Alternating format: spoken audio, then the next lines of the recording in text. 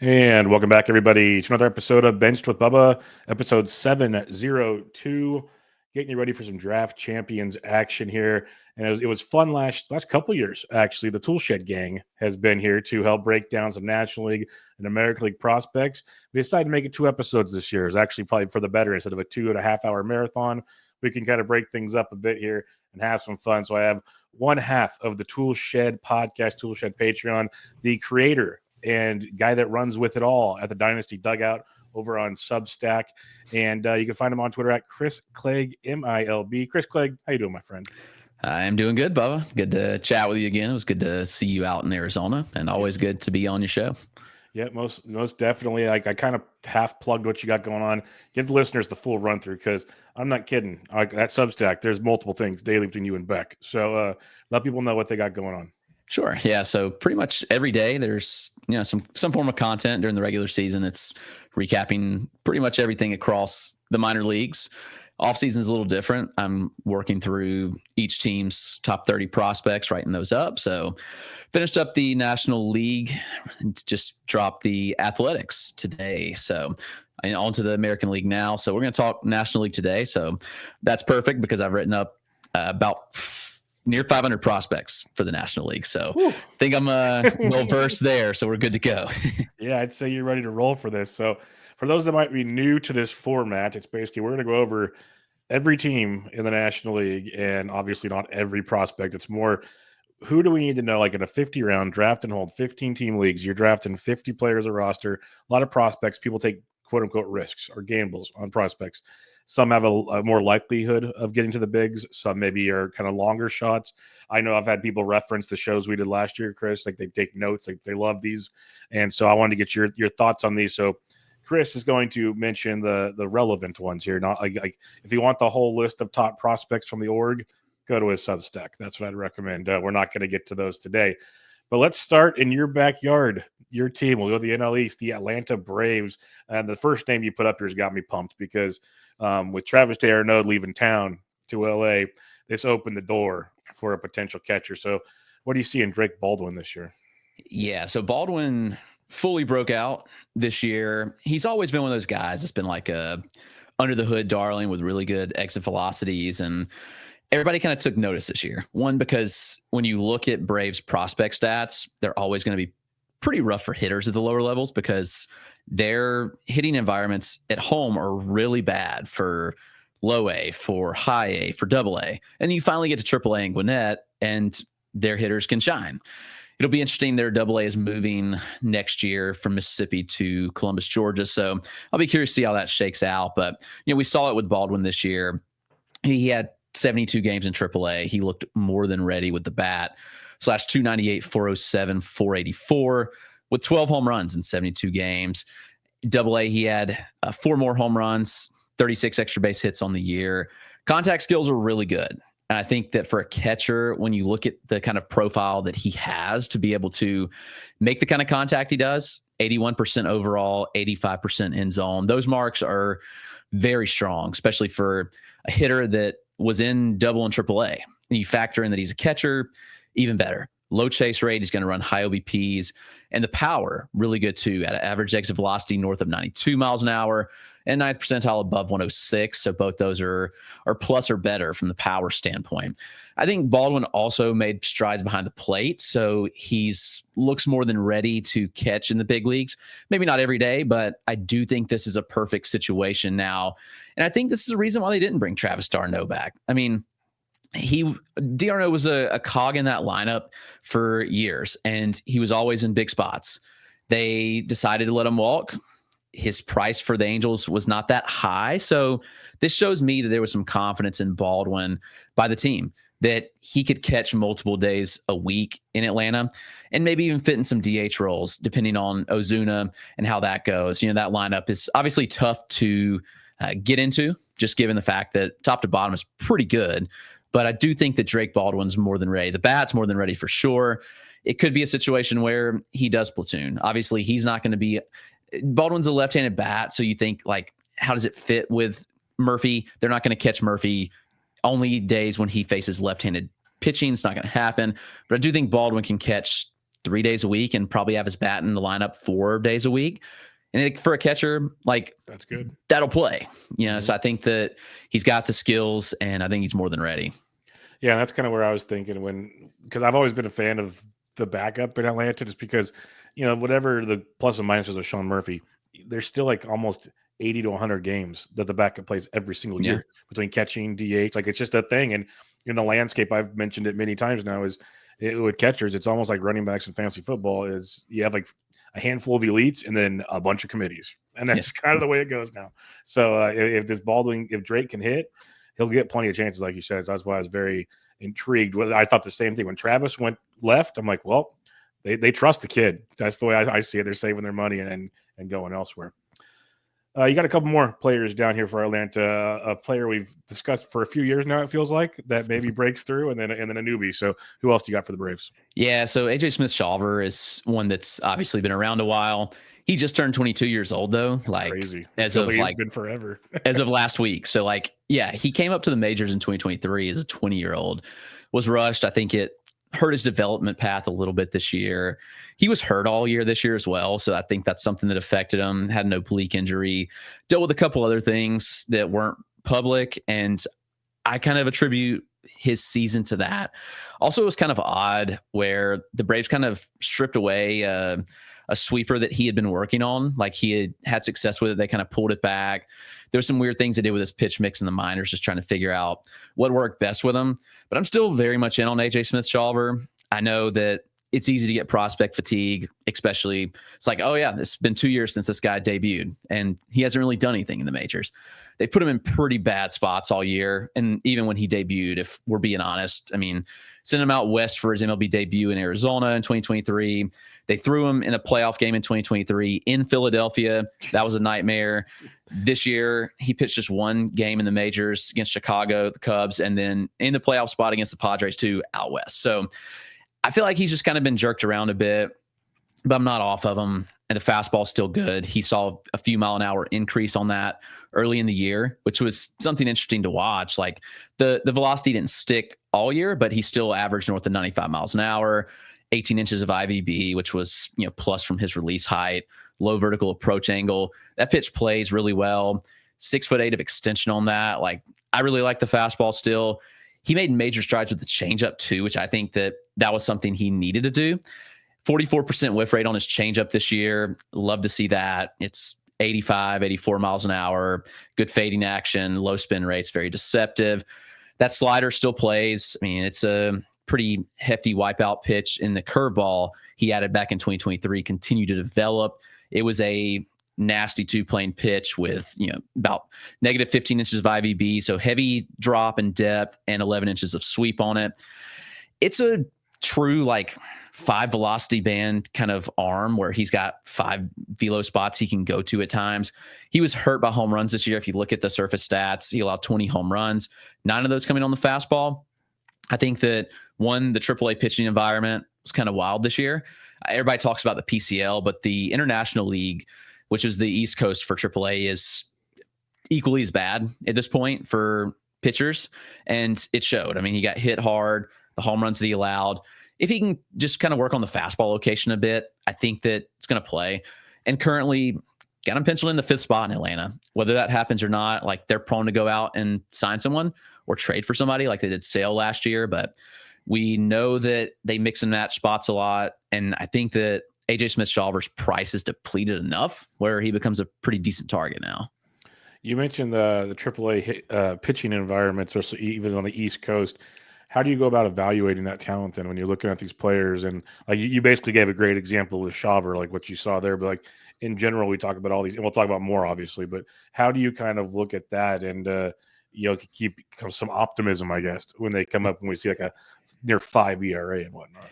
Yeah, so it's definitely tough, and I think you have to kind of look at it on a pitch level basis, and under the hood, there's just much better stuff than the surface level suggest. And with somebody like AJ Smith-Shawver, or really any pitcher for that matter, what was the issue? The home runs were really the biggest issue. I think that was just a little bit of pitch location with him, and I kind of attribute that a bit to injury. high riding fastball, leaving it over the hard to plate, you got to pitch it up. And so from like a player like AJ Smith-Shawver, like I'm looking under the hood and seeing like, okay, there's still 5 pitches. He's an above average strike thrower. For the most part, he commands those pitches well. It's just when he does miss, like he's hit hard. And that's obviously going to matter in the majors too. Like major league hitters aren't going to miss on your missed fastball. So I think there's just a clear, I like being able to identify like what went wrong and what can that pitcher do. So like with AJ Smith-Shawver, I think you just clean up the location of the fastball a little bit, and suddenly we're looking at a lot of different results. Also think the ball's a little different in AAA too, so got to factor that in. It's annoying that they throw different balls at every levels, and Major League changes the ball every year, but it is what it is. And so we have to kind of take every data point possible and try to form the best opinion possible. Yep. No, that's fair. No, I was just curious because it's for the novices that don't know prospects like us, we're sitting there, we just look at a stat line on Fangraphs or whatever, and you're just like, no, this guy's junk. And it's like, no, maybe not. You got one more here for Atlanta, Drew Hackenberg. What do you got from him? Yeah, Hackenberg was the sneaky name here. Obviously, Hurston Waldrop's kind of the easy one to point to, but I think they slow play Waldrop's development a little more. They definitely want to develop Waldrop as a starter, and I think that they keep him down majority of the year. But I think Drew Hackenberg's the sneaky one, where he was a second rounder in 2023, sophomore out of Virginia Tech. The surface numbers at VT were bad, and everybody said, why did the Braves draft this guy? They give him an overslot deal, and Hackenberg's development has been highly impressive. I saw him early in May. He was sitting like 90 to 93, and the last 2 months of the season, he averaged 94, touching 96. So like he added significant velocity all year while throwing a significant amount of innings. He threw 129 innings last year and added velo, and it was better towards the end of the year, which is kind of wild to see. But he hits his spots exceptionally well. Like he's a command first type, but now when you have the increased velo, okay, like we're now looking at a completely different pitcher. Now he's averaging 94, touching 96. There's a 4 and 2 seam variation. Locates the sinker down pretty well. It's a kind of slurvy curveball, throws it to both lefties and righties. It's pretty heavy sweep, good depth on it. Throws a cutter and a changeup as well. So it's a deep arsenal. It's your typical Braves draft and develop type guy that they can push quickly. We've seen this kind of mold with like a Spencer Schwellenbach. Obviously, Hackenberg doesn't have the power, I guess, the fastball velocity that Schwellenbach does. But to see that increase, I think, is pretty substantial this year. He had a 3.07 ERA on the year in those 129 innings. He reached AAA by the end of the year, pushed from high all the way up to triple. Heavy ground ball profile as well. So when he's not missing bats, 54% ground ball rate, a lot of weak contact. You talk about AJ Smith-Shawver's home run problem. Hackenberg allowed 2 home runs all year.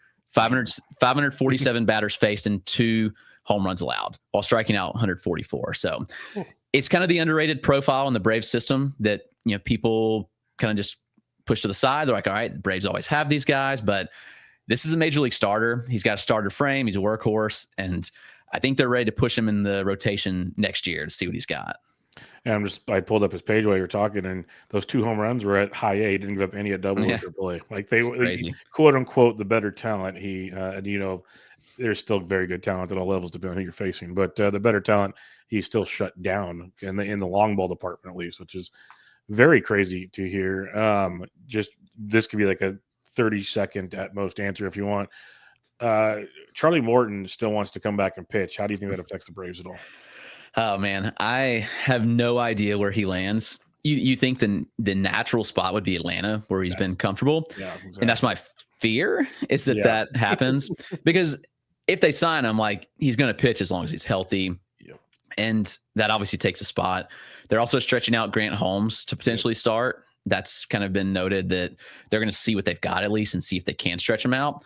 Strider comes back. Like it gets crowded really quick. Mm-hmm. And so, I don't know like how much of a discount Morton would have to take to come back to Atlanta. Payroll's kind of tight. They're trying to shore up shortstop position and a couple other spots. So, if Morton takes a deal like under 10 mil, then like 1 year wouldn't shock me to see him back in Atlanta, which would kind of be a detriment to a lot of these young guys. Yeah, that's the only reason why I asked. Someone's going to sign him. He's going to pitch all year, like you said, until he gets hurt. He's always said he wants Atlanta or kind of Tampa. I think, or like the 2 because those are fits close at home. And the the Braves, if it's cheap enough, it makes sense. But like the other point, as you mentioned, there's Holmes, there's Schwellenbach's fine, but there's Holmes, there's Ian Anderson, there's Shawver. You just mentioned Hackenberg. There's a long list. Elder, all these guys that have had a chance, that had hype behind them at one point. It makes doing DCs right now. You're sitting there looking at the board to pass pick like 500, going, this is going to be interesting. Yeah. I just took Charlie Morton around 38. I'm like, Yeah. I'm going to do it. Like, roll with it. Now, it doesn't make me feel great because I also like, the other Braves we mentioned. So we'll see. I just didn't know if you maybe had heard something. Let's go to the New York Mets here. And they got a lot of young hitters, especially, Mauricio, who got hurt last year. Very high expectations for him. A couple guys that had some fun in the fall league are on this list as well. So what do you see when you look at the Mets? Yeah, I think Mauricio is obviously the biggest question mark here. Obviously, as you mentioned, did not play in 2024. He tore his ACL in the Dominican Winter League last year and nothing. He actually, as of like 3 weeks ago, they came out and said he's not started baseball activities, which is wild. That's a little bit concerning. Obviously, you hope he gets back to 100% for 2025, but I wouldn't count on it. But the hope is that it kind of kills his price in drafts because the power speed upside certainly there. Yeah, he's got 20 home run pop pretty easily. He's going to steal you bases. And the contact's improved like over year. Like you look at a profile like this and you always have questions. He's aggressive. He chases a lot, but in 2023, his end zone contact rate jumped to 86%, which was pretty notable. Chase rate was 40%. So you got to deal with that, but we've seen hitters make that work. The power's undeniable though. He had a 109 mile an hour ninth percentile in EV in 2023, which is like better than Junior Caminero. That kind of shows you the kind of power we're looking at with Mauricio. It's just, who knows like where his health is at this point. I was a little bit caught off guard when I saw that report that he hadn't started baseball activities. Obviously he had the ACL surgery and then he had another surgery back in August, the beginning of this August, where they had cleaned up some scar tissue from that surgery. So it's been a pretty slow process for him. They're still talking like he'll be ready for 2025, but I'd say the fact he hasn't started baseball activities yet, and it's been almost a year since, kind of concerns me a little bit with Mauricio. So it's a risky play. A big red flag. If I'm sitting there, especially in a November draft, I know most people are doing their draft champions before they do their fab leagues. That's why we're doing the show now. His ADP is around 480. So it's not like it's free, but it's not cheap at the same time. So it's kind of an in-between deal. Is the next one Ryan Clifford? Is he a potential big meat Pete replacement? Or what are we about to? Yeah, so that's kind of where I lean there. If Pete Alonso does walk, then that spot's kind of open for Clifford. He's an interesting profile. It's one that's kind of up and down. You look at his numbers in high A Brooklyn, which is a terrible place to hit, just given the way the wind blows off and into the park. It just kills all hitters' value in Brooklyn, and he struggled. So in his 31 high A games, he hit 216 with a 32% K rate. There's some weird stuff that goes on in that ballpark. He jumps to double A. And while the slash line was not great, he still got on base at 372 clip, 421 slug, 18 home runs, and 21 doubles in 98 AA games. So it's like slightly below average contact skills, but it is big pop. He's put up some pretty big exit velocities north of 113, several others this year over 110. So you look at the profile, it's one that's going to get on base, just given the lower chase rate that he shows. He walked at a clip around 18% this year. And there's good pop. So I think just the power alone can kind of get him to the majors. And if Pete walks, then Clifford maybe gives you 100 games in New York. Probably not on the opening day roster, but I do think that there's that chance that he's up pretty quickly because it's a pretty advanced bat. And I'm not sure how much more development there is to be had here. So he could be up pretty quick. All right. What do we got here for a couple of AFL boys, Jet Williams and Drew Gilbert? Yeah, so Jet's interesting from the standpoint of he's just so versatile. He can play short, he can play second, played a lot of center field in the AFL as well. He was injured most all the year in 2024, so missed pretty substantial time. He came back in August, had 148 plate appearances, and the numbers weren't great. Numbers weren't great in the AFL either, but you kind of look past that given that he had a wrist injury, and those things can be tough to come back and get your timing back right when you're in game action. Yeah, you look at Jet and it's a hit first profile. He doesn't chase. He's going to get on base at a super high clip. It's kind of sneaky power as well. I mean, his exit velocities are close to MLB average, not bad. So for a smaller guy, like he's 5'5", so he's tiny, but he actually can get to some power. I think he's maybe can be a 15 home run bat at peak, but it's a 70 grade runner. He's going to steal you bases. he could steal 30 to 40 bases, and I wouldn't be shocked.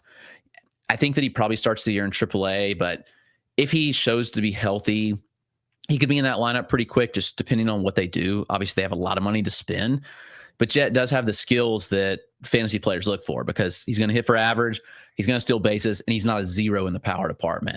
And he can play multiple positions. So you might have middle infield and outfield, which is pretty valuable with Jet. Yep, that is pretty nice. What about Drew Gilbert here? Because, Jet was the one people talk about the most, it felt like, on Twitter during Arizona. Yeah. Gilbert's interesting. He's another one that's a bit undersized. He's 5'8" outfielder. He missed a pretty large portion of the season as well with a hamstring injury, and he struggled coming back in AAA. The numbers weren't good at all, but he did it 10 home runs and had 8 doubles in 56 games. He can get to some power. The exit velocity data was a little bit lower than we were used to this year. And again, I don't know if the hamstring had affected it or not, but he put up some pretty good numbers in the AFL, and the exit velocities did look a little better. Gilbert's a corner outfield profile that's going to have to hit, but he's close. Like, he's already been in AAA. They've shown that, they're pretty comfortable with him. He's 24 will be 24 years old.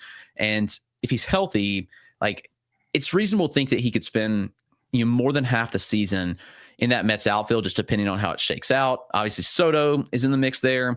This could totally derail half these guys. So that would be concerning. But right now, when you look at it, you see Brandon Nimmo probably locked in a spot. I mean, Starling Marte was not great last year, and you've got Tyrone Taylor.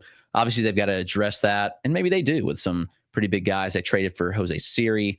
So there's still question marks. Soto comes, that's one less spot. So maybe Gilbert's traded. I wouldn't rule that out, but I think Gilbert is an interesting prospect where he's not talked about as much like you mentioned, but I think that there's 18 to 20 home run pop. He's going to hit for a respectable average as well, while getting on base at a pretty high clip. So still a profile to like there.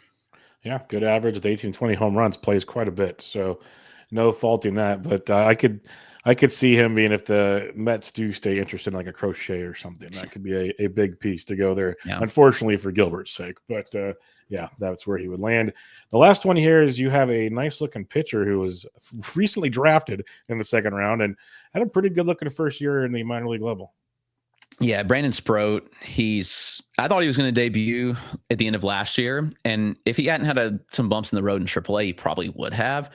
But he was, for most of the season, one of the better pitching prospects in the game. He ended the year last year with a 3.40 ERA in 116 innings, 131 strikeouts, walked just 9% of batters, 20% K minus BB.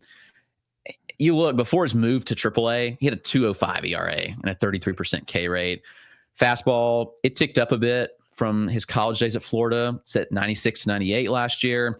It plays more as a sinker, like it's a low IVB pitch, 10, 12 inches of horizontal. So it's kind of a sinker, not going to miss a lot of bats. He throws a cutter more often, like it's kind of a gyro slider type pitch. It sits 87. Then he throws another slider with heavy sweep in the mid 80s, up to 15 inches of sweeping action. Pretty distinct curveball with good depth to it. Sproat has a changeup as well. Like, it's good separation from the slider, 88, 89. So you've got about 30 inches of horizontal separation between the slider and the changeup, which is pretty encouraging. And he throws strikes in above average clip. Like, Sproat is kind of the mold of like a high floor mid rotation type starter, which is very valuable. And he showed the upside of what he can be. University of Florida is notorious for not knowing how to utilize pitchers. That was absolutely the case with Sproat. It's the case with Hurston Waldrop as well. And Sproat, we see getting a decent pitching org, and they rework the pitch mix, sequence better, and the results are there. I think he could give you 120 innings in the majors next year. I don't see, like, there's spots here. This rotation always needed help. Yep. And even if they sign a few guys, you look at where it sits right now, and you're looking at guys like David Peterson, Paul Blackburn, Tyler McGill, Jose Budo. They can sign a few guys, and there's still room for Brandon Sproat. So he's definitely a target in DCs. I'm curious where his ADP is. I've not looked, but I think he's a great target. He just went in around 35 in my draft. ADP's 507 right now. Yeah, I like that shot there for sure. Yeah, you mentioned a Mets pitcher, and then you hit the highlight at the end where I was already going to be like, they're always looking for help. Always looking for help in that rotation. Let's go to Philadelphia. Talking about rotational help. Andrew Painter, we were all like hyped on him going into last year. Gets hurt, or was hurt previously to that, whichever one. goes to the AFL to get some extra innings in, AFL Pitcher of the Year, essentially. What are the expectations for Andrew Painter with the Phils this year? Yeah, and they've come out and said they're like, we don't know how many innings he's going to throw. Is he going to start with the team? And so I think that it's fair to say that Painter probably starts in AAA this year. But I wouldn't be shocked if he goes the Paul Skeens route. They want to build him up. They want to have him healthy for the postseason because this is a postseason team. And I think that the best way to go about it is probably let him have a month in AAA, build up, come up, throw 4 to 5 innings each start, and then slowly build towards that postseason. I think 120 innings is probably a fair amount. Painter at this point is about 18 months removed from TJ. He had TJ actually in June, I think. They kind of postponed because they went that rest and recover out. But by opening day, I mean, he's well removed from that surgery. And ultimately, he's incredible. I mean, I think he's the best pitching prospect in the game. Saw him in the AFL. The stuff was fully back. I mean, he's sitting 97, touching 101. It's just all around good arsenal. Slider looked good. His changeup and curve both looked good coming back. I mean, he was the best pitcher in the AFL, got up to 3 innings by season's in, or the AFL end of the season. So I like to see that. I think that Painter steps in that rotation pretty quickly, and he's going to make an impact. Kind of the opposite of the Mets rotation, where it is pretty crowded. Yes. But I mean, they've openly said they don't want Taijuan Walker in the rotation, which is kind of weird to say, but that was a quote I saw the other day. Maybe they kind of mix and match the spot. I've seen them linked to Crochet as well, which then that leaves questions too. But healthy Painter is going to pitch in the majors, and a healthy Painter is going to be very, very good. Yeah, I'm with you. ADP's 285, so people are thinking he's very, very good and hoping he's up pretty soon is what that one comes down to. Otto Kemp, is this a potential Alec Boehm replacement with all the rumblings about seems like the Phillies are kind of getting over Alec Boehm these days. Yeah, it's interesting. I think Kemp probably fits best in like a utility role. He can play all over. Played all the infield spots. He can play the outfield. He's played everywhere, which I think makes him highly valuable. He reached AAA this year, put up a pretty impressive 285, 392, 489 slash, 16 homers, 24 doubles, 9 triples, and he stole 20 bases as well. I saw him in the AFL. I mean, he hit a ball 116 in the AFL, which kind of absurd raw power when you see that. And I know obviously we say the AFL hitters environment's hitter friendly. Yes, but still to put up a 116 exit velocity is huge. And so Kemp's a guy that he can fit a lot of places and have a lot of positional eligibility. He could certainly take over an Alec Boehm spot, but I also think he can play outfield in a pinch. He can slot over to second base if Bryson Stott needs a day off. He even plays some shortstop. Like, he plays all over. Good. And the bat's really good. He's 25 years old, so there's no reason to keep him down in the minors, considering the progression we saw this year. Contact skills are good. It's really low chase rates. Kim's kind of a sneaky guy here where you may can get him at the back end of a draft, and you just hope that he can get 300 plate appearances and fill in for some injuries here and there. I know that lineup's stacked. It's hard to crack into, but he kind of strikes me as a guy that will play the ultimate utility role for them.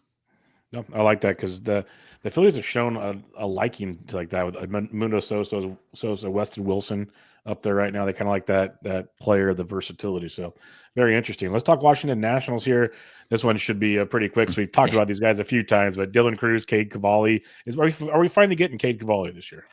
I hope so. Cavalli was a weird one where he should have been back this year, and he comes back, and I was actually ready to see him. Like, he was rehabbing down here in Greenville, and he gets dead arm and the flu, like in the matter of a couple of weeks.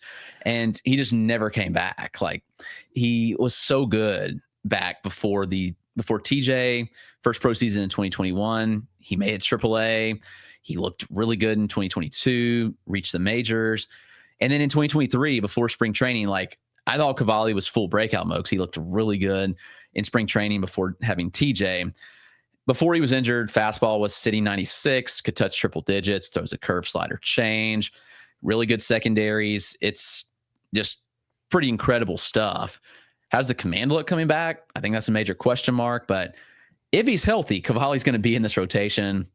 It's just a matter of, can he get over these arm injuries?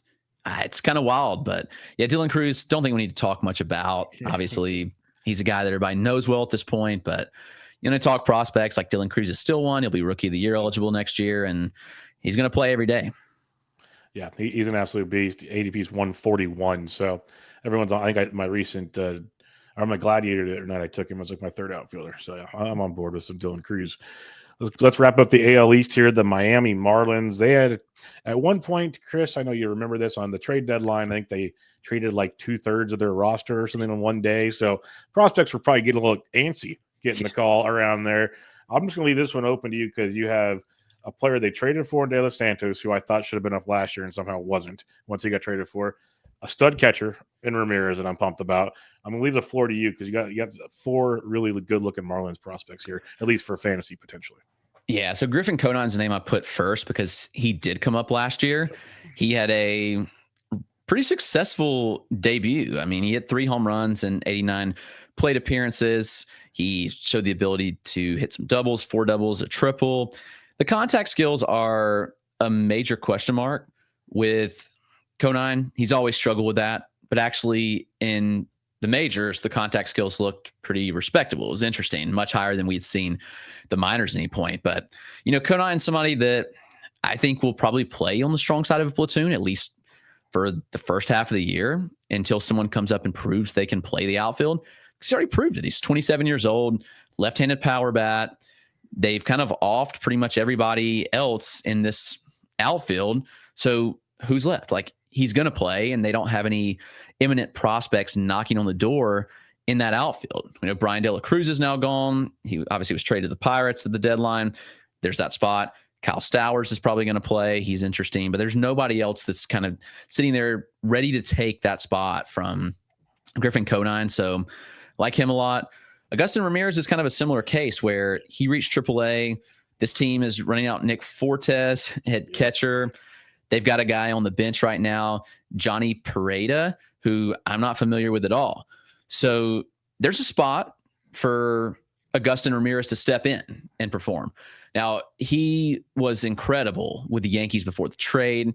He slumped a bit early on in AAA, and then he really picked things up the last month of the season with AAA Jacksonville and some Marlins AAA after the trade. He's interesting. The swing path can get a little flat at times. He can hit the ball on the ground too much, but we saw the power. I mean, last season, he hit 25 home runs. He stole some bags too. He's an interesting athlete for a catcher where he's not afraid to steal bases. He was caught just twice, and he had, doing my math here, he had 22 stolen bases last year with 2 caught stealings. So good. A catcher that can run and hit for power, even if he gives you, I'll say 8 steals in the majors, that's really valuable on that spot for fantasy purposes. Ramirez contact rates are fine. They're not going to jump off the page at you, but they're good enough for him to be a major league catcher at that. So I think he's pretty ready for that job, and nobody's blocking him. Especially with Fortes, they're like, what are we doing? What are we doing, guys? Yeah, it's kind of one of those things where we probably see him up in May, and I wouldn't be shocked. Yep, with you. What are we thinking on Davis and De Los Santos? Because like I said, he got traded at the deadline. Nothing but raw power comes out of this guy's bat. And I'm looking at who's playing. Like Jonah Bride, okay, he was serviceable. I'm not going to say he wasn't. Like, he was serviceable. But if we're thinking future here, what are we doing? So what's your thoughts on what we see from De Los Santos this year? Yeah, so De Los Santos obviously is probably the most polarizing prospect in baseball because you have a brass of people that just think he's the best hitter in the world, and then you look under the hood, and that's just not the case. On the surface, I mean, pretty dang good. 294 average, 571 slug last year. And again, he spent half the year as a 20-year-old and reached AAA, so pretty impressive stuff. He struck out just 24% of the time. Like, okay, like, that'll play. And then you factor in at 40 home runs, like, the juice is obviously in the bat. And we know that. The power metrics are off the charts here. But there's a major flaw with Davison and his ability to make contact. I know that's not reflective in the strikeout rate or the batting average, but De Los Santos chases about as much as any prospect, ran a 45% chase rate in the minors last year, which is kind of wild. We saw the contact rate sit around 63%, 76% in zone. So those are pretty low. When he connects, he does damage. I mean, the power's off the charts, 108, 9th percentile. That's top of the scale. But he also hits the ball on the ground a lot. So it'll be interesting to see how major league pitchers exploit him. I mean, he kind of reminds me a bit of Jake Berger, like early in his career. Berger's obviously made some progression. De Los Santos is going to run low OBP, but who's blocking him at this point? Like, they traded for him for a reason, and I think they're going to give him a chance pretty early in the season. So you draft him just for the power, knowing that there's probably not going to give you much else. If he hits 240, like, that'll play if he gives you enough power, but you have to know there's a downside as well with this profile, and there's definitely some risk with it. Yeah, and the ADP is not too bad at 462, so it's interesting. If you believe you can turn the corner there and go full Jake Berger, then you're pretty pumped. And you got one last one here to add to Mazur. What are we thinking here? Yeah, so Mazur's interesting because he was obviously with the Padres. He made his major league debut. He made some pretty interesting pitch mix changes with Miami, and a lot of different results at that. So we saw the usage on his four seam drop significantly with Miami, 57% with San Diego, 42% with Miami. Slider usage also dropped 30% to 23%, but they upped his curve usage. Curve up from 7% with San Diego to 17% with Miami. Change up as well, saw a 4% increase. And he started using his sinker a bit more too, which was pretty notable. They also changed his release point pretty substantially. They lowered his four seam release height, and he's throwing about a foot further outside. And he saw a pretty notable increase of IVB on the fastball, which is kind of weird to see when you lower the release height. But they were able to tweak enough where the pitch worked. Every pitch moved noticeably different with Miami, given the changes in his release point, and they played significantly better. While the results, when you look at it, were like, okay, like, we didn't see a change in results. I think a full off season for Mazur will be notable. Now, he's somebody that's got good command. You get the arsenal working. The questions were always kind of surrounding his fastball, and could the four seam work? And we saw the four seam get obliterated in the majors. But with the changes, I think there's a chance that it works. And I think there's a sneaky chance he could get in this rotation. Now, we know the Marlins always have good depth in their rotation. They've got Sandy coming back. That complicates things a little more too. But we know that back into that rotation stays injured. Luzardo can't stay healthy. Edward Cabrera can't stay healthy. Ryan Weathers can't stay healthy. Braxton Garrett hasn't been healthy. I think it could be wide open. So Adam Mazur might be that guy that could jump in and take a spot in the rotation. No, it makes sense. Always a moving door. It feels like you said, at the back end of that rotation. All right, let's head to the NL Central here, starting with the Milwaukee Brewers. They already have the best catcher in baseball right now, but he also likes to DH and play other positions. So what are our thoughts on Jefferson Quero to take the spot in Milwaukee? Yeah, I think Quero is definitely on the verge of promotion. Now, he's interesting because he was going to make the majors in 2024. He was slated to begin the year in AAA, or he did begin the year in AAA as a 21-year-old. He had one plate appearance on opening day. He walked, he was picked off, he slid back into first, dislocated his shoulder, and tore his labrum, out for the year. So it's just kind of a crazy progression because he's so advanced with the bat too behind the plate, and he's a solid catcher at that. Strong feel for contact. He's got pretty good juice in the bat too. And behind the plate, he's exceptional. I mean, some scouts give him a 70 behind the plate with a glove, and he's definitely a 70 arm. I've got pop times on him that are easily 70 grade. He threw out 35% of runners in 2023 when he was healthy. I'm not sure the value's caught up here with Quero. How much time does he need to rehab, I guess, is the question. And can he find the spot at catcher? I wouldn't rule it out. We obviously know, as you mentioned, Contreras is going to DH some. I think that benefits both parties to have Contreras sit some and just DH and let Quero, who's a strong defensive catcher, come in, whose bat is also really good. So I think Quero is definitely one to watch out for. And I put a pitcher as well, another rotation that they've got some question marks at the back end. Mm-hmm. Aaron Ashby's never pitched as a starter. He can't stay healthy, and I don't really think he's good out of a starter's role. So Logan Henderson is that next guy up for me, where he's an undersized righty. He's short, like 5'10". He doesn't look like a starting pitcher, but Henderson is a really good arm. Oblique injury kept him out early in the year, or he might have debuted by season's end, but split time between double and triple A, 81 innings. He had a 3.32 ERA, 28% strikeout minus walk rate, which is wild. So 104 strikeouts in 81 innings. Command is pristine. It's as good of command as you'll find from the pitchers in the minor leagues. 16% swinging strike rate. Fastball is impressive. It's a very low release height, like kind of outlierish. 5'3" release height, 18 inches of IVB. Like that's unheard of to be able to create that kind of ride from his low release height. And he sits low 90s, like 93 average, but it plays exceptionally well. Changeup, Brewers develop changeup guys, and that's exactly what Logan Henderson is. It's not the airbender of a Devin Williams, but it's a plus changeup or better. It's at 18 inches of arm side movement, just kind of ridiculous. 11 miles an hour separation off the fastball, which helps it play and just kind of dies in midair. There's a cutter, slider, kind of hybrid in the upper 80s as well. I think that this is a profile that's ready. I mean, he has nothing else to prove at this point. He'll be 23. He's had success at the highest level of the minors. And I think they're ready to see what he's got in the majors. And I'm not sure Aaron Ashby's the answer. So Logan Henderson, kind of a sneaky target. I like that because I was going to say Ashby, DL Hall, they haven't really wanted to commit to the back end there. And we've all had optimism on them. So why not try another type thing? And then the Caro thing, I think he's very live because last year was Gary Sanchez. It was like Caratini the year before. And they'll get a handful of at bats. So it's not a bad look. Chicago Cubs, the first name you got on this list. If you're on social media, you cannot miss the name Matt Shaw these days, as he is lighting Team USA. Well, that's over now. They finished the whole tournament, but crushing all over the place. And people are quite optimistic on what could be this year. What are your thoughts on Matt Shaw? Yeah, I think Shaw's biggest question for me is like, what do they do with Nico Horner? Which I think they trade him. Wouldn't shock me at all.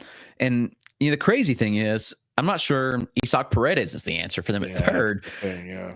They traded for him. That trade looks like a major lose-lose right now with Morel and him. But at the end of the day, I think Shaw's going to find a spot. He's just such a high floor bat. He hits for power. The exit velocities are well above average. He gets the ball in the air often. He gets to the pull side, which gets to the home run power. It's above average or better contact skills.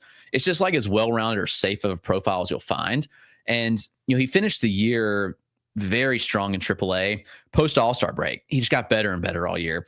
Post All-Star break, 335 average, 417 OBP, 585 slug, 11 homers and 23 extra base hits. Strikeout rate dropped below 15%. The underlying data backs it. You see Shaw, like you mentioned, he's all over social media.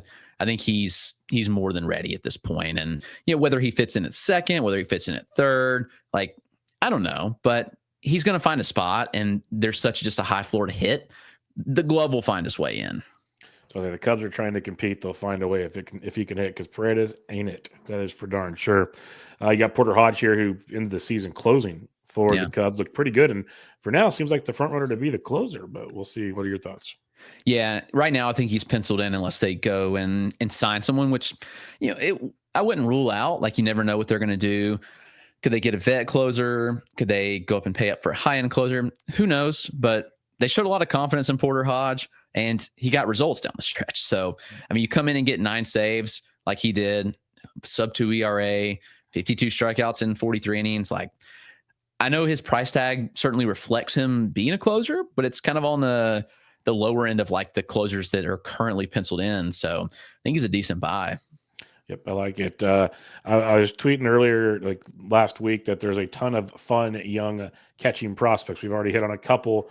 Here's another one, Moises Ballesteros of the Chicago Cubs. Like, Miguel Amaya was supposed to be the dude. Didn't really happen last year.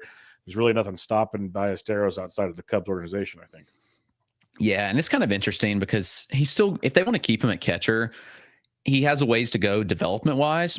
They also got Matt Thias in there, which is interesting. Does he catch? Like, I don't know. They've got Miguel Amaya penciled as a starter, which not a lot of confidence there. Ballesteros is a below-average defensive catcher. He's a massive frame. And the kind of question is, can he play anywhere else? Because he's 5'7". He'd be the shortest first baseman, I think, in Major League history, at least in the modern era. The bat's good. We know he can hit. He's consistently hit at every stop. It's high contact. It's sneaky power. I mean, he had 19 home runs last year, 44 extra base hits in 124 games. The exit velocities were above average as well. And considering he was 20 years old and reached AAA, that showed some confidence on the Cubs end too, that they pushed him like that. My question is, Are they going to take the loss at defense to try to get this bat in? I think at best he's probably a midseason call-up, but I know he's incredibly popular and certainly worth noting here because a lot of people do believe that he's going to step in and catch. And I'm not sure that's the case. We'll see what they do the rest of the offseason, but it's certainly a negative on the defensive side right now. And are they willing to sacrifice that for Ballesteros' bat? We'll see. No, that's a good point. Very good point there. We got two outfielders, Kevin Alcantara and then Owen Casey, or Casey. I apologize if I got it wrong, but people are pretty excited about, especially Owen, based on some of the recent moves by the Chicago Cubs. Yeah, it's interesting because I think that there's the opportunity for one of these guys to step in. We saw Kevin Alcantara already get promoted at the end of last year and get a chance in the majors. He provides the defensive value that Owen Casey doesn't. I'm a lot more confident in Casey's bat. He's got the juice, and Alcantara hits the ball hard, but he's never been able to convert it to game power, just given the amount of ground balls he hits. He's pretty aggressive as well. Casey hits the ball incredibly hard, and he gets the ball in the air, leading to more home run power. He's been a bit of a liability strikeout contact-wise, but that's steadily improved year over year. He shows good OBP skills. I think if the Cubs are probably giving the first crack to somebody, it's Kevin Alcantara, given the aspect of his glove and the fact he's already been in the majors. Owen Casey was added to the 40-man last week, so that's pretty notable as well. Where do they find the spot? Like, PCA is going to play center field.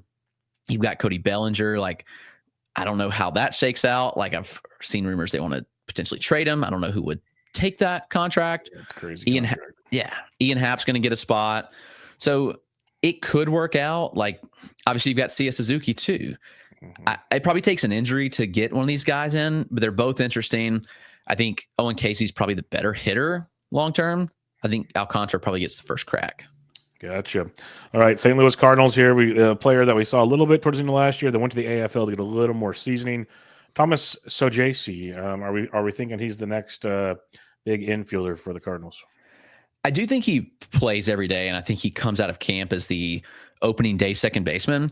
That's not penciled in on roster resource at the moment, but I do believe that there's a scenario where Brendan Donovan's playing more outfield next year, and that spot goes to Thomas Sojasi. He had a successful AFL. He did everything they wanted to see. It's a contact-oriented profile. He doesn't hit the ball that hard, which is interesting, but he makes up for it with ideal launch angles, which helps. And he's got the ability to get to some sneaky power. He's weird. He doesn't hit with batting gloves. It throws me off every time I watch him. I just can't, I don't know. It's bizarre. It feels like it's got to not be super comfortable, but the exit velocity data is respectable. 103, 90th is about MLB average, good contact skills. He's hyper aggressive. He's going to chase, but he's also going to put a lot of balls in play. You know, he finished out the season on a high note. He struggled the first 2 months. From June forward, numbers were really good last year. And obviously, he got that chance in the majors, as you mentioned. So I think Sojasi does get that shot to play every day out of camp. Certainly, there's more room available given the move of Paul Goldschmidt not being on the roster and Nolan Arenado. Now it looks like he will be traded, which continues to open up spots. And I think Sojasi's that guy that they can count on. So, you know, I'm certainly interested in him in kind of a deeper format. I like it. I like it a lot. You know, they already said Wilson Contreras probably playing more first base with Goldie out of town. We saw Pedro Pages. We saw Ivan Herrera. Herrera maybe the better bat. Pages better glove. Then we got Jimmy Crooks in the minors. So do you see this shaking out in St. Louis? I have no idea because they're so deep at catcher. Yep. But Jimmy Crooks can hit, which I want to mention him here. Like, he may be a 50th round DC grab because his bat is highly impressive. Spent the year in AA last year, hit 321, 410, 498, 11 home runs. His exit velocities are kind of off the charts. He had 9th percentile of 107, which is, you know, that's borderline 70 grade pop. And we don't see that often from a catcher. Crooks is 23. He's progressed well. He makes good contact. He gets on base a lot, doesn't chase, takes a walk. I'm kind of curious how it plays out. He's also a really good defensive catcher. Threw out 33% of attempted base stealers in AA. That's a stellar mark in the minors with the minor league stolen base rules, the way pitchers are. Throwing out 33% of guys stands out to me in a large way. But as you mentioned, you've got Wilson Contreras. He's going to play first base. You've got Ivan Herrera. You've got Pedro Pages. Where does he fit? Great question. But I love Jimmy Crooks. I think he's probably one of the more criminally underrated prospects in the minors, especially from a catching standpoint, because he's good with the glove. He's exceptional with the bat. I kind of just want to take a 50th round shot on him and see if he plays the second half, because it could be a pretty good bat. That's totally fair because, yeah, Ivan Herrera and Pedro Paz got their chances last year. So St. Louis, they have depth for a reason, apparently. Last one here, Michael McGreevy on the mound. We talked prospect pitching. Most of them aren't completely stretched out. Dude had almost 175 innings last year between the minors and the big. So that's a big plus in my books if you're taking a chance on a young arm. Yeah, and McGreevy's not flashy. He's not going to put up huge strikeout totals, but McGreevy is going to give you good ratios, at least respectable enough at the price tag, and he's going to throw innings. And I think that's exactly what this rotation needs. Like, you look at what they've got a lot of older guys, and it's kind of like, okay, how does this shake out? Maybe they can salary dump one of these guys off. You know, they're going to roll Sonny Gray and Eric Fede at the top, but after that, I think there's enough question marks where Michael McGreevy probably gets in to start the year. He's already got the major league experience. He's pitched well in the majors. T. Kent's is going to be the flashy name here. He's not remotely close to ready. He's regressed pretty heavily. His injuries are substantial. He ended the year actually with a pretty serious injury, not to the arm. So, you know, I don't really know how that's going to shake out. But I look at McGreevy and say, there's an easy opportunity for innings.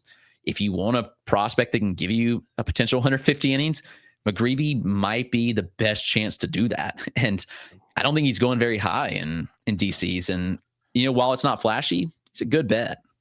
Yeah, McGreevy is going at 484. So not bad at all for the innings you can get at that point in time.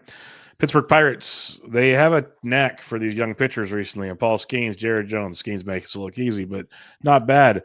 What are our thoughts on Bubba Chandler? He's elite. I mean, is he going to be Paul Skeens elite? Probably not, but I do think he could be better than Jared Jones. It's the kind of pitcher we're looking at. I mean, just an incredible athlete. People may know his story, but I mean, he was a incredible quarterback as well. He was committed to play quarterback at Clemson, who at the time was coming off a national championship. He was going to play baseball and football there. That's obviously notable. And he was going to hit and pitch at Clemson. And he started as a two-way player in the pros. He played shortstop and pitched in his first 2 pro seasons. Finally gave up hitting, and the results he prospered in the mound. And we saw that this year. He's progressively gotten better with his command. He threw strike, like the strike throwing in command was the biggest question mark coming into this year, and he answered. He threw strikes at an above average 65% rate, which I love to see. The fastball is probably 70 grade. It sits 97, 98 with elite IVB, like it's a low release height, so hard to pick up. He has a changeup that, you know, tunnels exceptionally well, gets good fading action, 17 inches of arm side is wild, and he has a slider that also might be a 70 grade pitch too. It's a 87, 90 mile an hour gyro slider. I think few pitchers have 3 pitches as good as Chandler. And then you consider the fact that he also added the command to it. That's obviously notable. He got better all year. The results were fantastic. 120 innings, 3.08 ERA. Factor in from June 1st forward, 91 innings and a 2.27 ERA, 115 strikeouts to 22 walks. Chandler's ready. He made it AAA. He probably gets the Skeens kind of treatment, month in the minor leagues, but he's going to be in this rotation, and it's going to be a lot of fun at the top with Skeens, Jones, and Chandler. He's an electric arm that's, yeah, he doesn't have anything else to prove in the minors at this point. Yeah, they could just hit. Maybe this guy will help them hit. Nick York got called up this past year, and for a little cup of coffee, saw some really good contact skills in the minors. What should we expect from York heading through 2025? Yeah, York's interesting because I know we see they've already got gosh, I'm losing his name. It's second Gonzalez. base. Nick Gonzalez. Yeah. I don't think Nick Gonzalez is going to be the guy. He's not shown them anything yet to this point to make me believe he can be the second baseman. York's also gotten some run in the outfield, which is interesting. I think that's a little bit notable. But I think he's the front runner to start at second base in Pittsburgh, given that he came up and was solid. He made major strides with power last year. His exit velocities jumped substantially. He had above average EVs, 91 mile an hour average EV is notable for a player like York, who's always run low EVs, and the contact rates, 79% overall, 86% end zone. That'll play. You know, York is pretty impressive against all pitch types. He has good pitch recognition. He's not going to be super flashy, but I do think that if York plays every day, he can probably provide some sneaky value for you in a middle infield spot. Maybe he gets some outfield eligibility too, which would make this a lot of fun. I think he's more than ready to take that spot from Nick Gonzalez. Not worried about that at all. And I know they like York a lot internally. Yeah, no, I've heard some big buzz there. I'm hoping Gonzalez gets a little more run, but we'll wait and see on that one. You got a couple more guys here: Braxton Ashcraft, Thomas Harrington to round out the Pirates. Yeah, they have a wealth of arms in the system, and Ashcraft is very impressive. He just can't stay healthy. Injuries have kind of derailed his entire career. Through just 73 innings last year. But when he's on the mound between Double and Triple-A, the results were very impressive. 2.84 ERA for Ashcraft, 77 Ks in 73 innings. He's a heavy strike thrower, excellent command, mid-90s fastball with really good traits, good slider, good secondaries all around. But it's just, can Ashcraft stay healthy? He'll be 25 next year. So I'm not sure, how the health track record holds up. But if he is healthy, he's going to find a spot. And Thomas Harrington is he's kind of the opposite of the flashy elite guys. I think he flies a bit under the radar. Former walk-on to Campbell, which Campbell's a smaller D2 school. So they may be D1. I may be mistaking that D1 for baseball. Camels? Yeah, they sure are. But, a walk-on, and he just blossomed. 36th overall pick in 2022. He put up really good results this year, 2.61 ERA and 117 innings, 115 strikeouts, 19 walks. I think his command is some of the best in the minors. Fastball, 92, 93. It doesn't blow it by anybody, but tops 96. Low release, good IVB, good secondaries. I think Harrington's like the pitchability guy that this rotation really needs, like as a back in the rotation anchor. They haven't really had that. And I think that Harrington provides it, and he's up pretty quickly this year. Beautiful. Let's head to Cincinnati here. A couple of starters we saw at times last year. Rhett Lauder, was a lot of hype behind him. Connor Phillips had a little bit of run as well. What are we thinking for Lauder and Phillips? Because it's two pitchers that I see so much pitch to contact that terrifies me in Cincinnati. Yeah, I think that is concerning. Lauder's obviously the buzzy one here, where he came up and was very solid. He did much better than I thought he would in his major league debut. 6 starts at 1.17 ERA in 30 innings. Struck out just 22 though, so lower strikeout numbers. And post All-Star break, he made a couple tweaks in the arsenal, and in the minors had a 0.51 ERA in 35 minor league innings post All-Star break. It's a mid-90s fastball. It's doesn't have traits to write home about. He does throw a sinker as well with more arm side. Changeup plays well. You're right, though. He doesn't miss enough bats where it's kind of like it's going to blow up on you. And I think he is prone to have those blow up starts. But I think Lauder induces enough weak contact where it's like, okay, this can play. Phillips is kind of the opposite. He had probably the worst season possible in 2024. He was terrible. He had an 8.01 ERA and a whip over 2 in 19 AAA starts. So bad that they sent him to the development list, and he literally just sat at the complex, and they were just trying to figure out like what they could make work. I mentioned his name because there is some buzz coming out of the AFL. The numbers were okay, but Phillips' command is not there at all. Saw the starts where we saw him in the AFL, it's not there. He walks significantly too many batters. He's prone to run a walk rate north of 15% pretty easily in the majors, and that's just not going to work.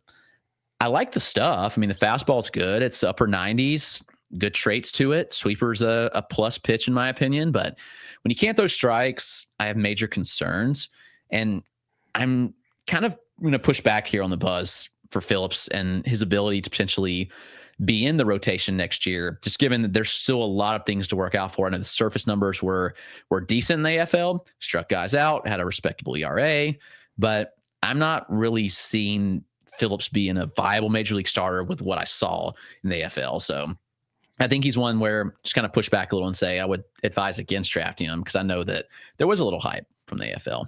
Oh, there definitely was. So I'm glad to get those comments from you on this, because he sits around there around 550 to 600 ADP, and you're sitting there going, depth of pitching, and this, probably not the best idea.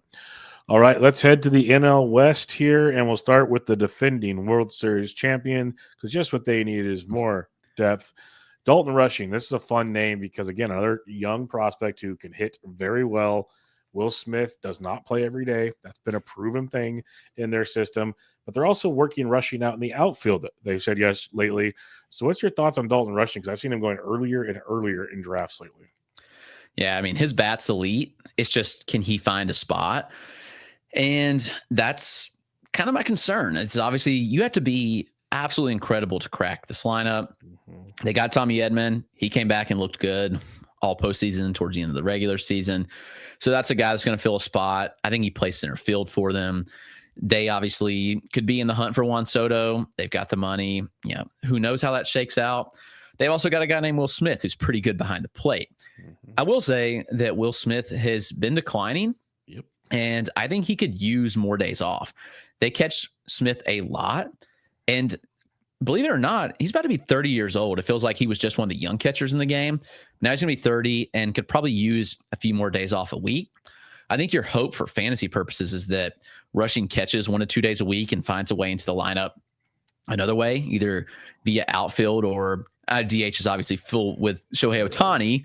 But the bat with Rushing is just so incredible. Like, since he debuted, when he was drafted, he arguably has been one of the best hitters in the minors. Like, his ex-Wobicon is off the charts. When he makes contact, he does damage. His contact rates are really good. I mean, 77% overall, 83% in zonal play, sub 20% chase rate, very high OBPs, 9th percentile EV of 106, puts the ball in the air 63% of the time, gets to the pull side.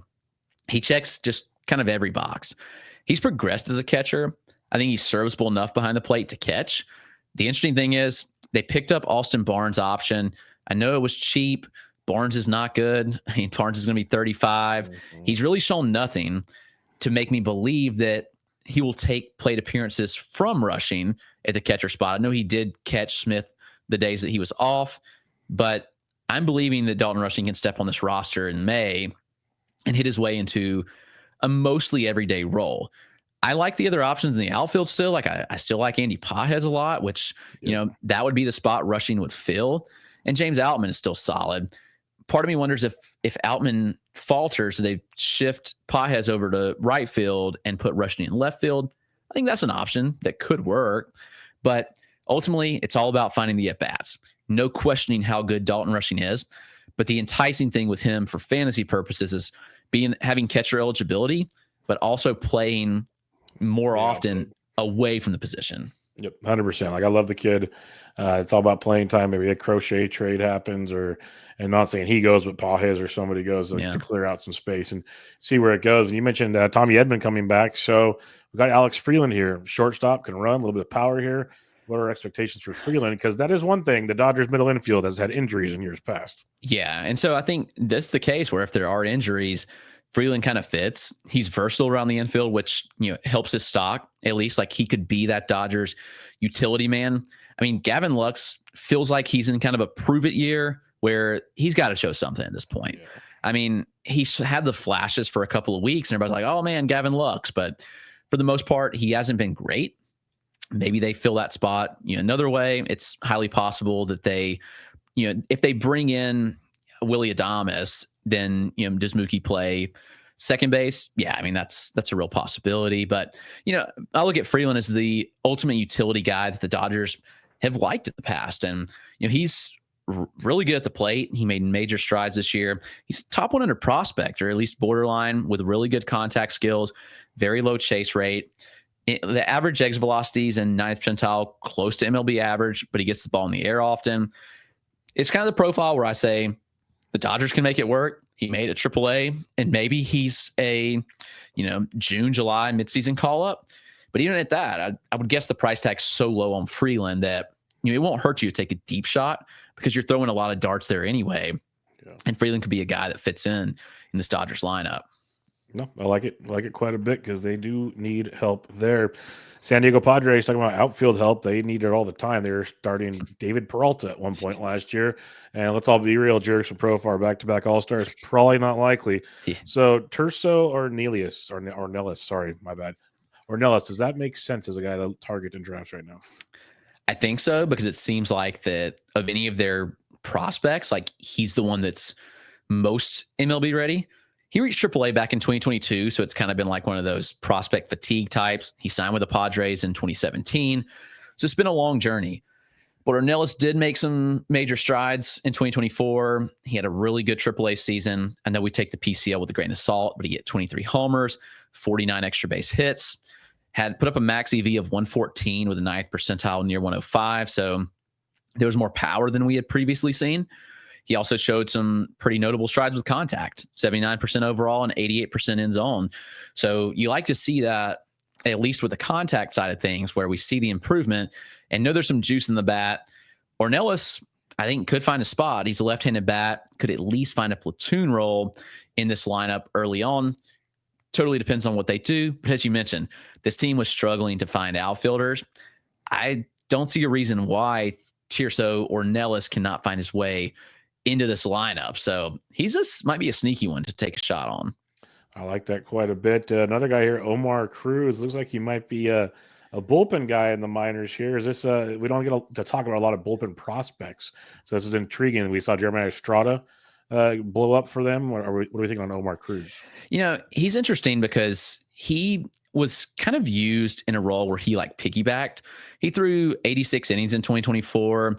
He was really impressive all year. He had a near 33% strikeout rate, 19% swinging strike rate. He was actually somebody the Padres plucked in the AAA Rule 5 portion, which we don't typically see those guys pan out. He initially signed with the Padres back in 2017. They traded him to Pittsburgh in the Joe Musgrove deal, and they get him back in that Rule 5 portion in the minor league. He is just a unique arm that I really like, where I think he could fill some innings for them. Maybe he doesn't fit the back end of a bullpen. He might be a spot starter, but there could be some value there, just given the unique traits of his arsenal. It's a pretty solid fastball, even though it sits around 92. He gets a lot of whiffs with it.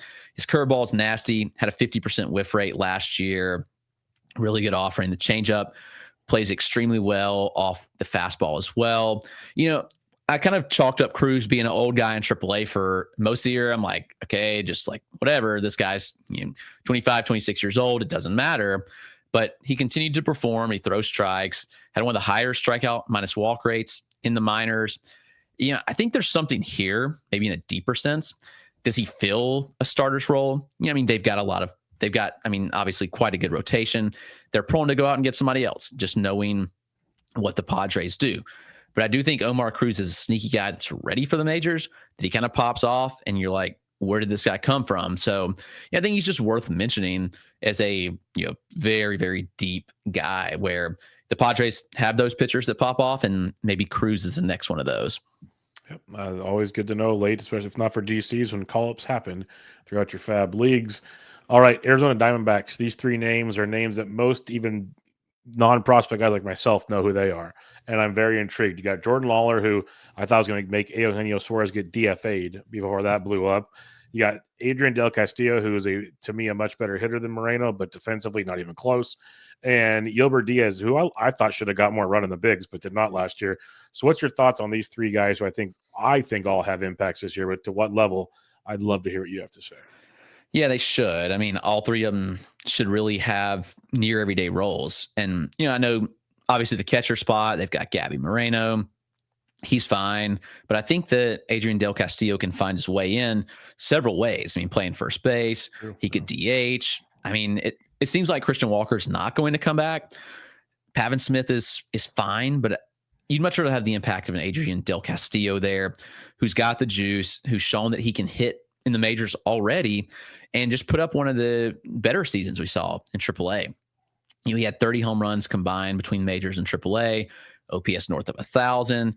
He was actually an elite pedigree draft guy too. Entering his senior year, or I guess his junior year at Miami in 2021, he was talked about potentially going top 5 in that draft. So it's not a come out of nowhere guy. He had those struggles in his draft year, wind up going second round, and it's paid off substantially. The EVs are incredibly good contact skills, patient hitter, low chase. So I think Del Castillo's bat works his way in. Lawler's interesting because he just can't stay healthy. Like, he's got all these injuries that keep piling up, and it's like, how does this work out? I don't know. He's been playing the Dominican Winter League. He's not performed great. I've been the lower on Lawler than most people in the prospect space. He just has never shown the contact skills that I thought he needed to succeed. You look at the underlying data, the EVs they're below average. He can have the moments where he showed the ability to get to higher in batted balls. For the most part, it's lower EVs. Like, I kind of just see him as a 50 hit, 50 power. He does have speed, though. Like, that's probably his best asset. 70 grade speed. He's successful on the base paths. I think at peak, you're probably looking at like a 20 home run, 30 stolen base type, which is extremely valuable. But he's got to stay on the field, and he's got to make enough contact. So is this the year we finally see Lawler put it together? I hope so. But still have question marks surrounding that. And, man, Yolbert Diaz, I agree with you. Like, why did he not pitch more? He was nails all year. I mean, very strong. He made substantial improvements with his command, which that was what he had to do. He struggled to throw strikes prior to 2024. He did that. The arsenal's good. I mean, he's touching 99 at times, upper 90s fastball. Stuff's there. I mean, it can play. High swinging strike rate, good CSW, a league average strike throwing. Like, that'll play. He did have that finger injury in August. Should be fine, though. Not too worried about that. I think Diaz finds his way back into a rotation spot, honestly. Yep, 100% with you on that one. Looking forward to seeing what the D-backs can do once again to stop the Dodgers. All right, the Giants. We got two teams to go here. And Giants, obviously I know them very well, but you know the prospects better than I likely. But I even know this one, Bryce Eldridge. I think he should start on opening day at first base over Lamont Wade Jr., but I'm very biased and need some life on this team. So what are we expecting from Bryce Eldridge? Yeah, I mean, he's the only reason to knock him and say he shouldn't be up on the opening day roster is his age. He just turned 20, but I honestly don't care because he's their best option. He made notable improvements with the contact rates all year. Strikeout rate trended downward, which was notable. We know he can mash. I mean, he had 23 homers, 27 doubles, 2 triples last year, and an impressive slash, 292, 374, 516. As a 19-year-old that reached AAA at that. And then they sent him out to the AFL for more work. I've gotten questions people have questioned, I actually believe that Eldridge is going to be in the lineup next year. And yes, because you don't send a hitter to AAA and then the AFL where he didn't miss any time if you don't believe that this guy needs the reps for the next season. And I think that's absolutely the case. Power's elite. I mean, 107 mile an hour, 9th percentile is incredible. Puts it in the air often. He's aggressive, but he makes it work. Below average chase rate or better than average chase rates and good end zone contact. I think it's a future 30 home run bat that gives you good average. I think what else is he going to do to AAA pitching, and especially in the PCL? It's like he's going to waste his time there. And I think you're probably looking at a call up 2 to 3 months into the season. I don't think that's crazy to say, even though he will be 20 for pretty much the entire 2025 season. Yep, I'm looking forward to it. Let's put it that way. You mentioned the above average not chasing by Eldridge. This is the opposite for Grant McCray. The plate discipline, not great, but there is some pop and some speed, which has got a little bit of fantasy interest. What's your thoughts on Grant McCray? Because the Giants lost Conforto, but they still have a lot of mouths to feed in the outfield. Yeah, they do. And it seems like just based on the run that McCray got at the end of last year, pending something crazy happening in the offseason, that McCray potentially gets some at-bats in the outfield in a strong side platoon situation. Does it last all year? I don't know, but he did come up and he popped 5 home runs. He's got speed. He's going to steal bases, but the man struggles with contact and to get on base, and that's obviously notable. I listed him here just from the standpoint of I think that early season run is important, especially to have those at-bats in the DC format. You can obviously replace those later in the year with a prospect that gets called up, something like that. But I do think McCray probably is going late enough where he may be worth a shot, and you hope that he gives you some power speed early on, or at least in a pinch if you need him. You don't want to start a Grant McCray in your outfield, but it could be where you do need him in a spot, and at least he provides something, even though it's not going to be batting average or OBP. He's not going to be on base at all. I see the concerns, but there's also some upsides. I'm kind of like torn on him quite a bit. And then lastly, here you got Landon Roop, who I'm a big fan of. The spot starts, the bullpen work, the swingman work we saw out of him. I'm kind of optimistic as a potential fifth starter for the Giants, at least. Yeah, and he's technically not prospect eligible. He went 0.1 innings over the limit, but he was worth mentioning here because he's still a young player, just out of prospect status that I think has a lot of intrigue. He's getting some buzz. I know Eno was hyping him up a little bit, so his stock may continue to rise, but I really like what Roop brings to the table. It's a solid arsenal of pitches. Yeah, he's got an incredible curveball. He's got good command. Fastball will play as well. And I think he's just being a little bit underrated. Walk rates are a little higher than you like to see. I do attribute some of that in AAA to the ABS system in the first half of the year. 12% walk rate in 50 major league innings last year. Still a touch high, but I think we will see that improve some.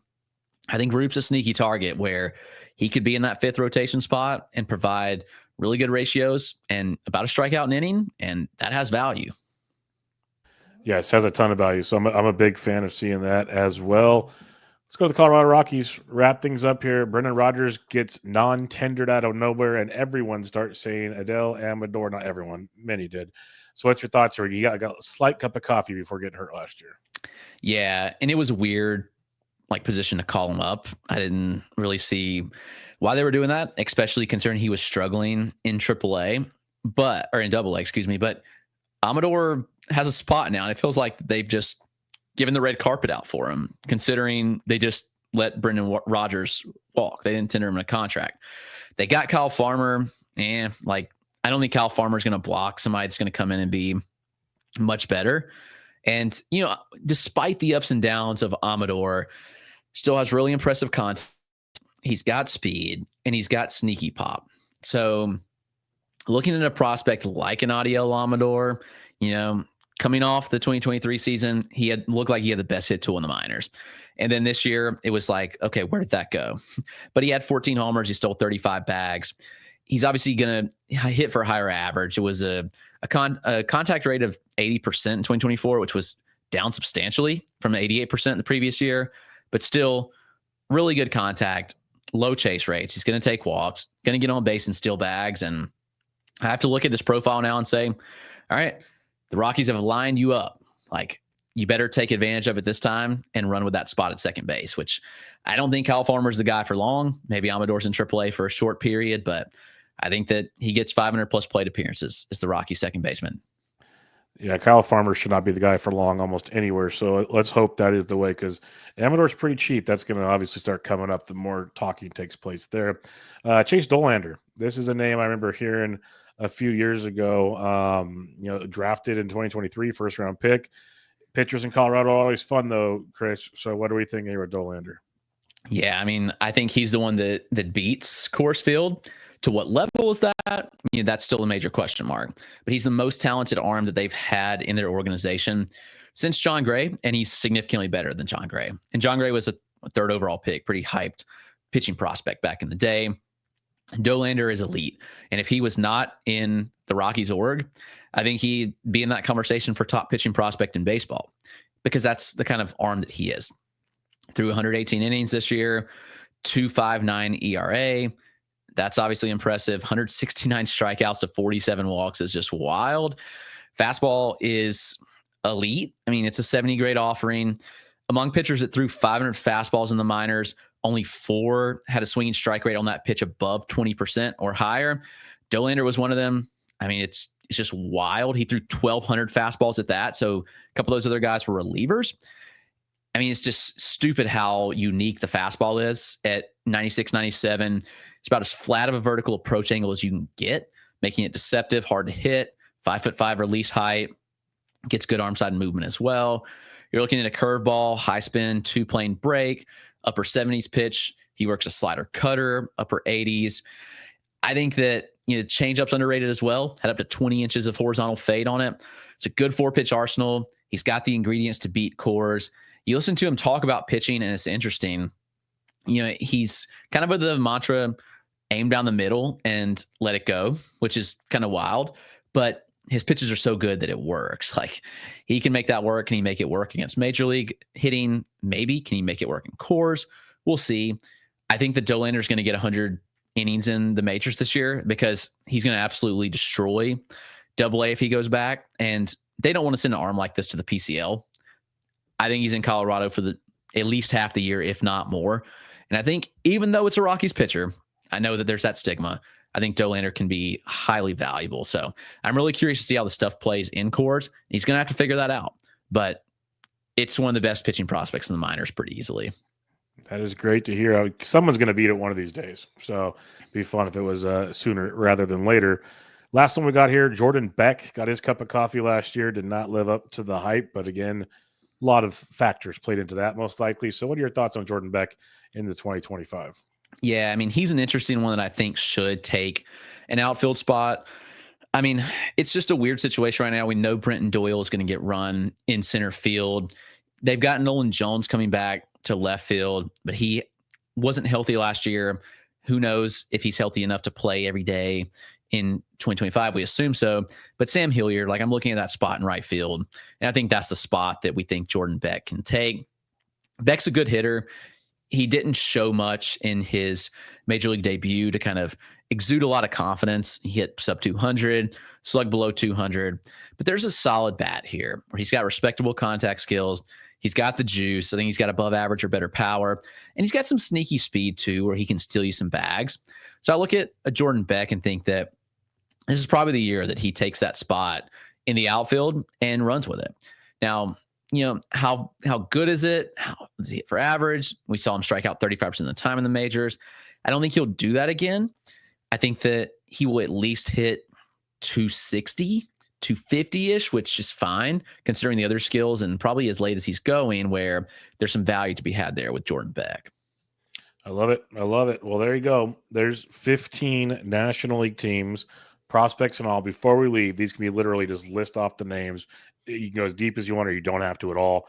Who are your top 3 National League prospects that should be impacts in 2025?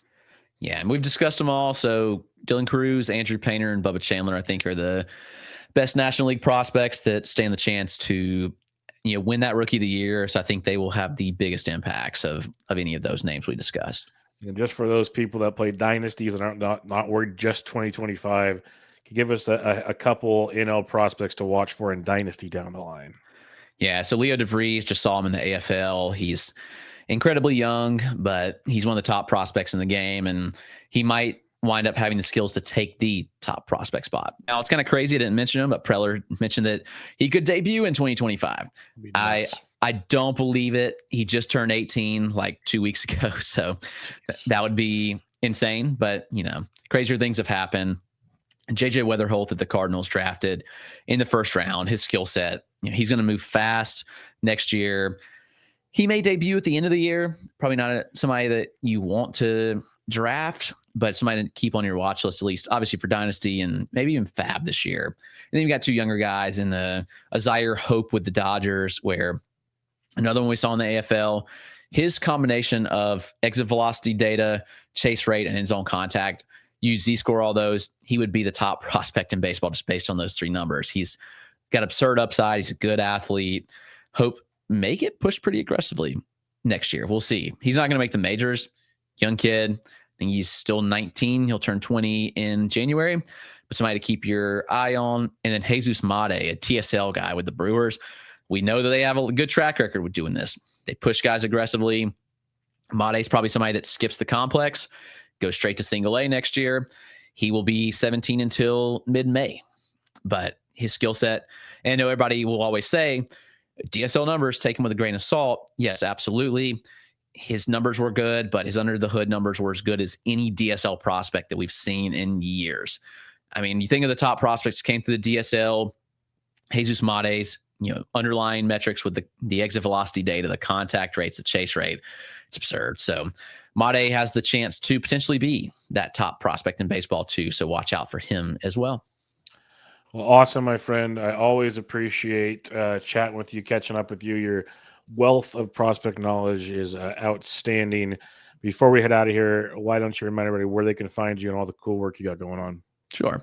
Yep. You can find me Twitter, Blue Sky, I should probably make them the same, but Twitter's Chris Clegg, MILB. Blue Sky is just Chris Clegg. I guess I wanted that because I could never get it on any other platform. So just my name made it work. But post everything there to both. I'm still posting on Twitter still, and we'll continue to do that. But dynastydugout.com, find all the work, and the Toolshed Pod. With Eric Cross, which you'll probably hear on the show.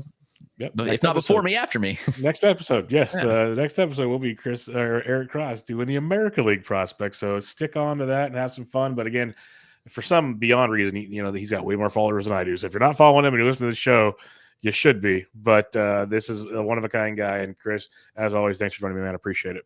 Yeah. Thank you so much for having me. Always a pleasure to chat with you. All right, this is Bench with Bubba, episode 702. Catch you all next time.